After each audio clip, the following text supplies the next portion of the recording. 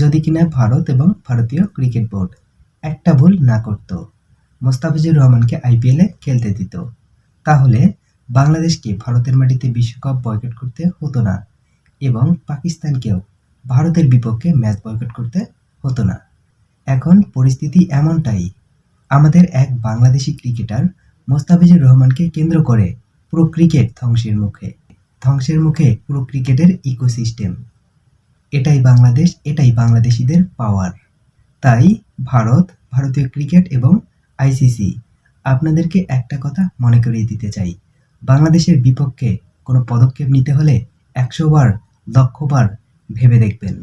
এতে আপনাদেরই ভালো হবে, কারণ বাংলাদেশের মানুষ অন্যায়কে মেনে নেয় না, অন্যায়ের বিরুদ্ধে প্রতিবাদ করতে জানে।